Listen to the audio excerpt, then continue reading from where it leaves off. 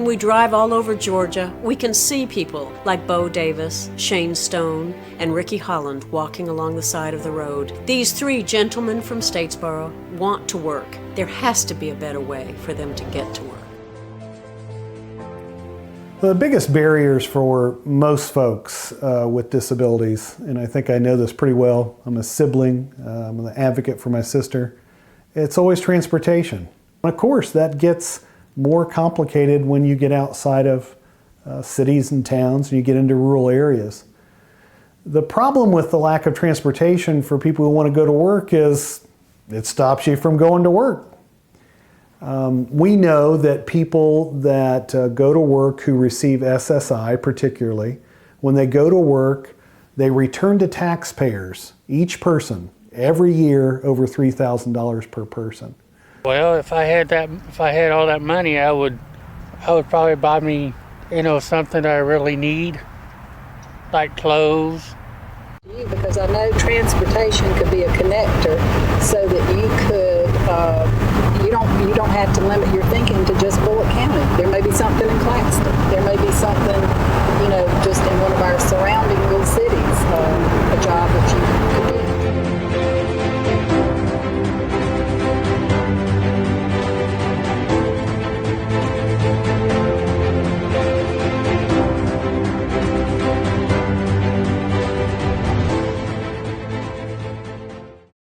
Thing is, you think about career, just so you know, our concessions is actually ran through a third party. Oh, okay. So, that may be something that, as they ever want to get involved, if they ever looked at that, like that may be one other avenue of employment is our concessionaire.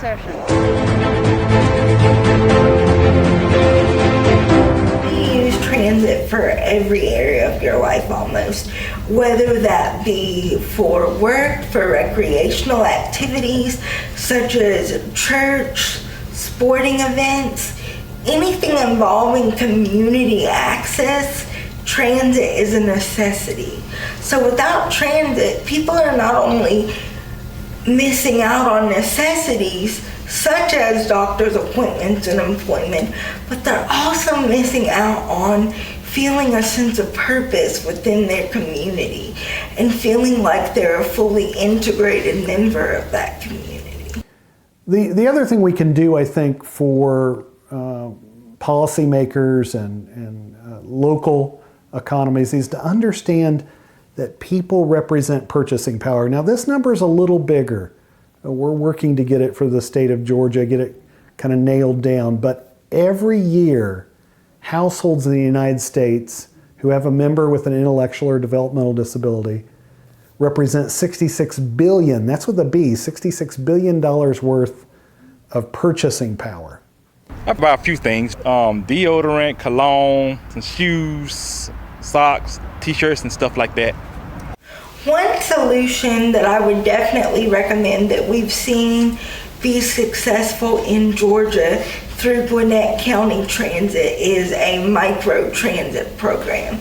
The difference within micro-transit is that it is a on-demand based transportation system. So within 15 minutes of an individual making a call that they need to take a trip, the vehicle will pick them up. It was available to everyone in the community, not just individuals with disabilities. So people within the designated community area, whether they were disabled or not, had the ability to utilize the service.